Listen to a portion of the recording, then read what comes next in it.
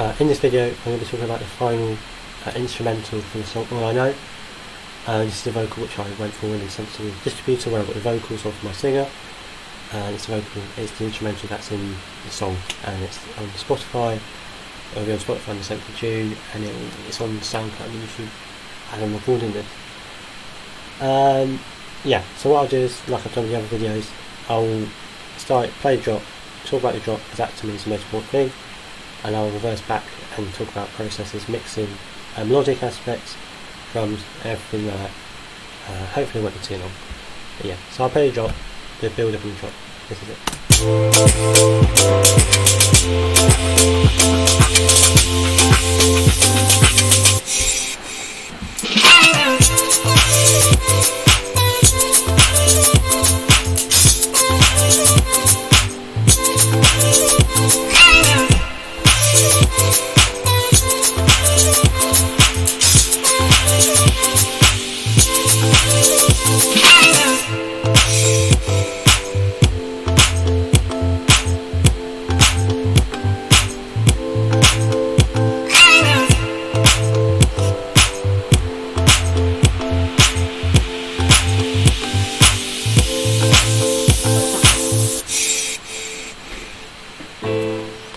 So that's the dropping instrument, dropping the build up.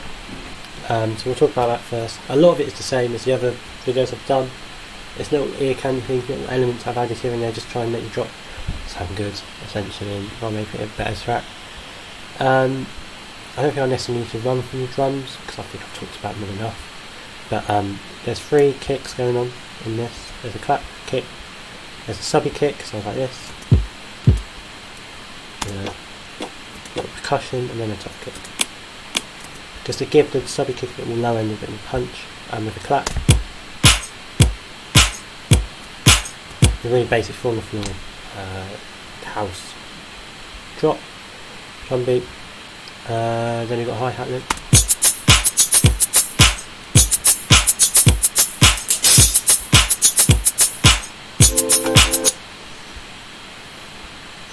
And then at the end of the drop and at the start of the drop, you've got this little drum fill, along with a crash, sorry. And I put it on the off beat, so I just have that sort of tension and release, which is used a lot in music, just in all genres of music really, and yeah, it's just a nice little effect. Yeah, so it's exactly the same as the other 2-3 videos I made in this song. The bass line is the same sound, same processing. Bass line sounds like this.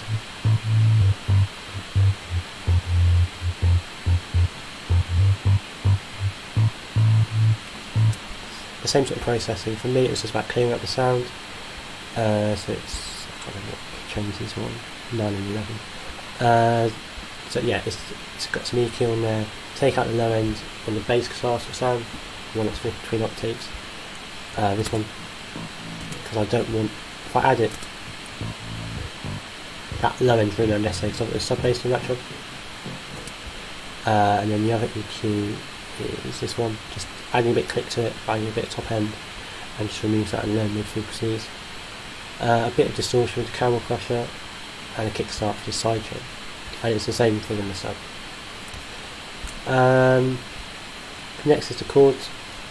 I've spoken about the chords. It's that sort of marimba sort of xylophone summary sound, which is flipping between octave, flipping between sevenths and just other notes. If I put it in the piano, so here I can do this.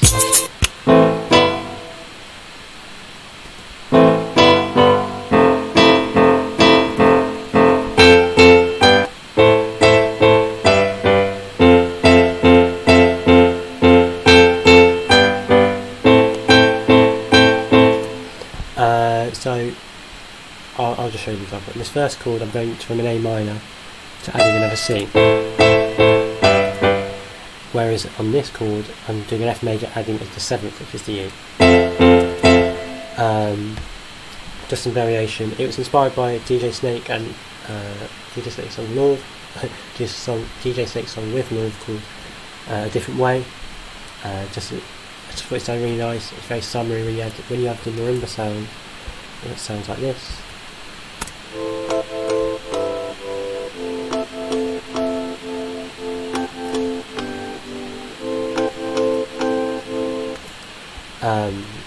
Yeah, it does what I wanted to do, a very summary sort of sound. And then the processing on it is really simple. I've got a kickstart, just a sidechain for the whole song, an EQ to take away the low end, and a filter, which I'll talk about in the build-up. Because I spoke about it in the last video, but I use a plugin called VPS Avenger, and it was a preset. I can't remember what the preset was called, but I've lost the plugin now because I only used the demo version. And it came with effects already on it. It had like a reverb on it, an EQ. I think it had a phaser on it as well to make it wider, and it just sounded really cool. And it didn't need much processing done to it. So for me, it's just taking out the low end and sort of having an automation rate for different parts of the song, and then having a sidechain obviously for the drop. And when there's sort of low instruments like a kick and a sub bass, so it doesn't clash. Yeah, so that's what we got. Along with the bass line. I think the bass line and the chords really sort of bounce off each other, and it just that sort of, it's really nice. Along with sort of the drum elements with the crash coming on the second beat, it's just really nice. It has that sort of summery, sort of bouncy feel to it, which is what I was going for the song opposite. The next thing is the vocal chop, which sounds like this.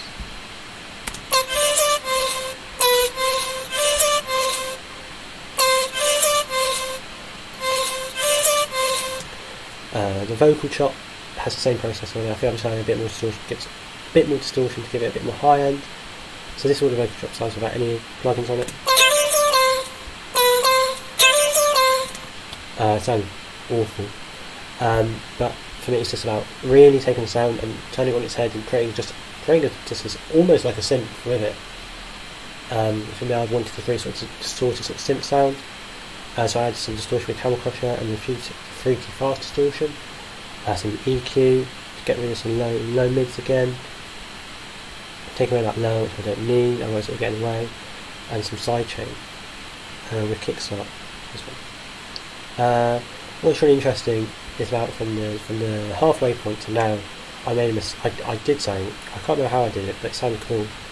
I made a mistake when messing around with the project. I cut it up and then left it so it has this little jump in it. To me it sounded really cool, so I kept it in it. I put it throughout the whole song. It was a complete accident that it happened, but it has that sort of hit bouncing straight back up, which I wanted. It sort of fits with the bass line and the chords. Everything's just sort of bouncing, and it's with the sidechain as well. It gives a really nice effect. And so that's the vocal chop. Yeah, talking of vocals, I've got this little vocal sample. It's in one of my folders, and that's an old sample from somewhere. It's been in my computer for a while. The original sounds like this.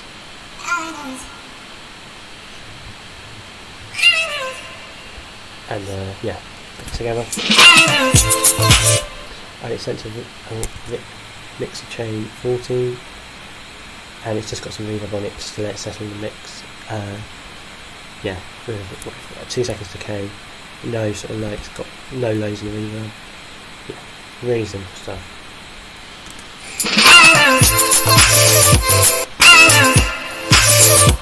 The other sort of ear candy things I've got in the drop, apart from the sort of vocals and the crashes, is I've got this little automation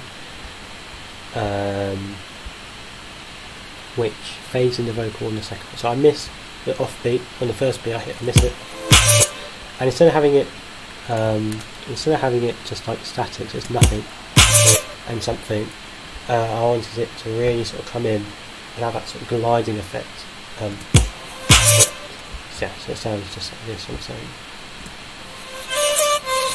Just a really nice sort of ear candy effect for the audience and listeners. So yeah, and going into the sort of transitional bit between the drop and the second verse.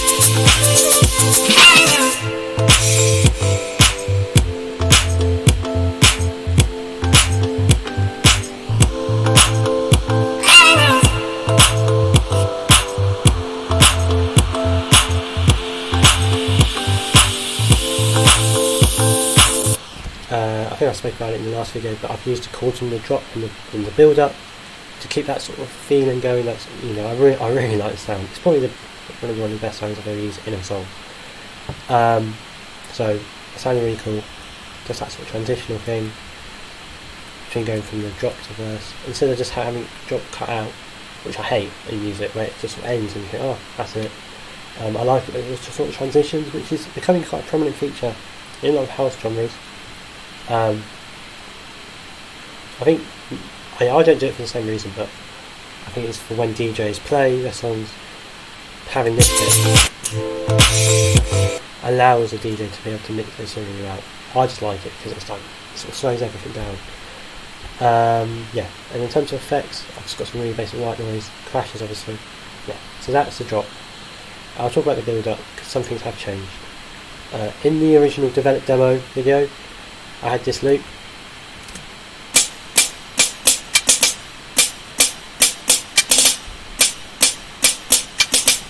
And then I took it away in the halfway point. I've added it back in with that one shot side at the beginning, that's on the one. I just thought it worked, so we should just don't try and make two things too complicated, so I bring it back. And on top of that I've got this sort of hip hop drum loop. It's a bit hip hoppy, a bit of reggaeton. It sounds really nice. And now I've got the hi-hat loop from the drop. And what these, if you play in context of a song, you can only hear the snare. That's because I've got the other build up automating here. I'll highlight it. Ooh. Here, and it's just coming in with a low pass filtering all the elements. I'll see if I can get it so you can hear it.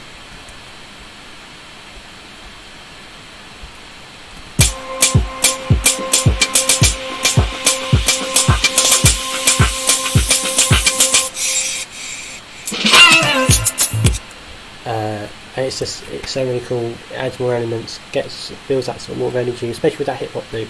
I think that hip hop loop does an awful lot for building up. Without it,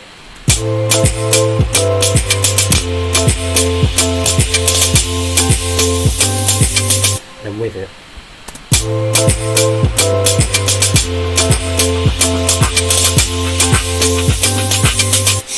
I think it adds so much, and it's just a different sort of feeling to it. And again, I'm sort of resorting back to the demo a lot. I don't know why. I think I just really like the demo. I've got the kick and the snap back in it. That carries on from the build up into the pre-chorus, into the build up.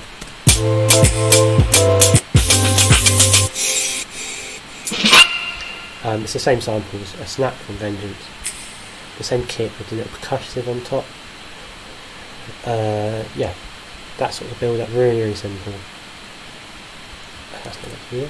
And then we've got this sort of another going backwards again, going back to this.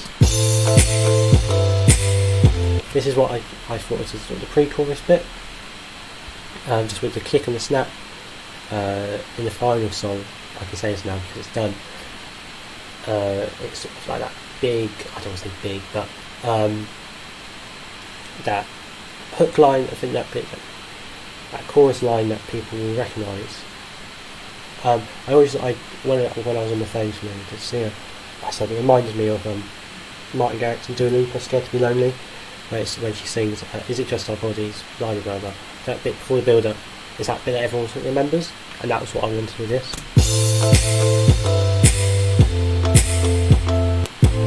It goes into it, and it's just the same chords from the drop. Make it very familiar, really important to me. I don't think you can really mess around with pop music. I think it's got to be the same throughout, which has its benefits, obviously less work. And then I'll just talk about the verse. So this is the verse.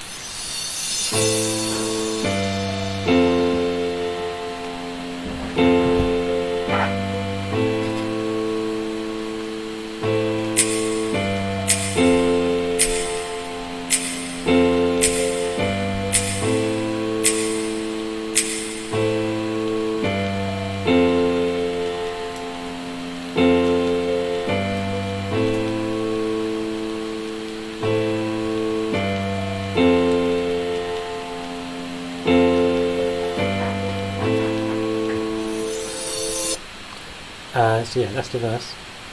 I can't remember if I just snapped all the way through. I feel like it's been taken away. But yeah, the snaps are in the verse no matter where they are. I feel like I've deleted stuff I didn't mean to. But fundamentally it's the same. I've got the chords in the halfway point. I had the change of velocity, which after listening to it back I hated. Just didn't make any sense really. So I've resorted back to the softer chords. And that really allowed the vocal to be the prominent and the most important element, which it is to any pop song. We've got the snap.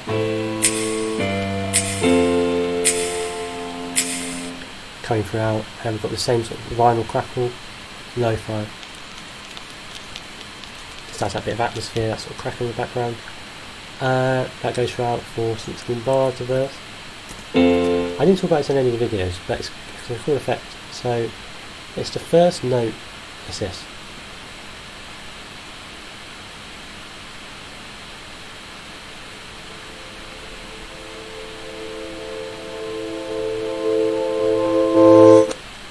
It's the first note of the chords, or the first sort of stab of the chords, and I've put loads of reverb on it. I've exported it. I did this in another project, I can't find it, but I've put like 10, 30k on it, and I've exported it, reversed it, and it comes as like a little ear candy teaser. You hear it really briefly, which is really important for transition, because I mean I've got these cymbal transitions which I've used a lot and I've spoken about them, but having just little like synth transitions are really important to me, and it's just so different, and it helps the track sort of move on a bit. So that's the first verse, and I'll talk about the second verse. It's very similar.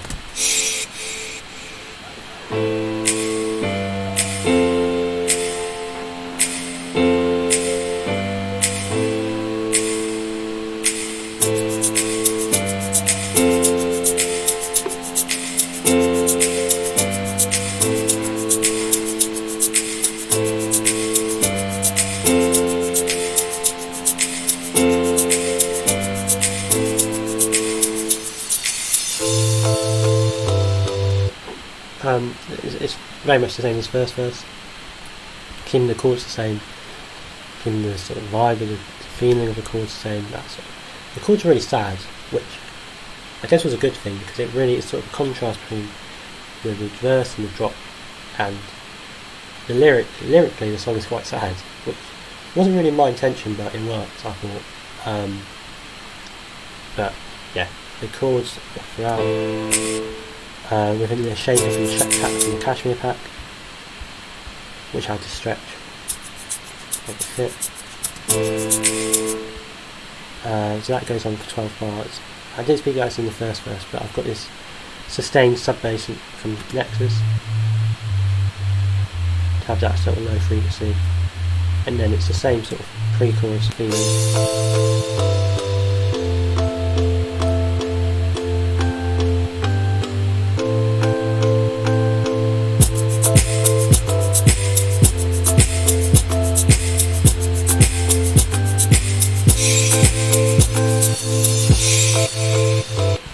Of course, the difference being I've got those drum elements in now with the kick, the snap and the shaker, sort of moving the energy on, sort of trying to get the song to progress a bit more, and then it sort of breaks down to this sort of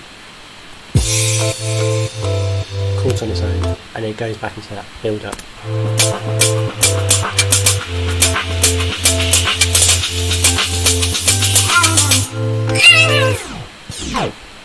It's all been moved about, I must have done this. Yeah. So it turns into this.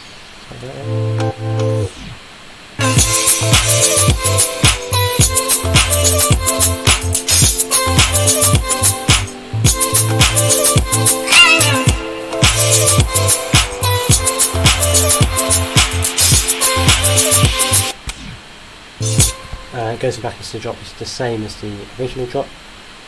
Yeah, so that's really it. I've got a couple of like ear candy bits. If I go down here, down to the, I've got tape stop to sort of really sort of slow down the track. Again, it's that sort of tension and releasing which I really like. and then like the crash.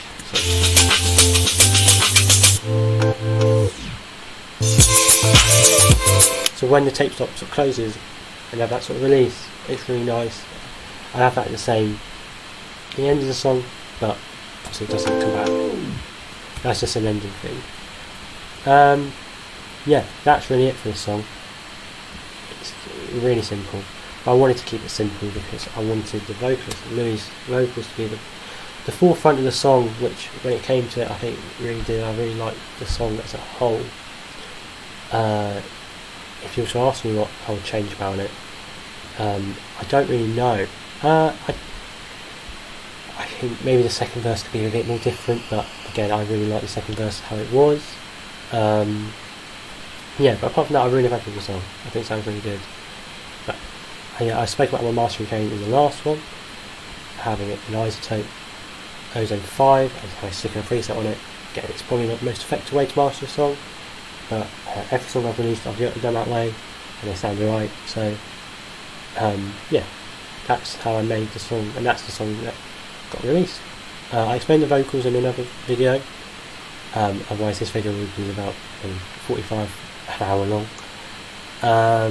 Yeah, that's how I made All I Know, which is the final song for my FMP project. Thank you.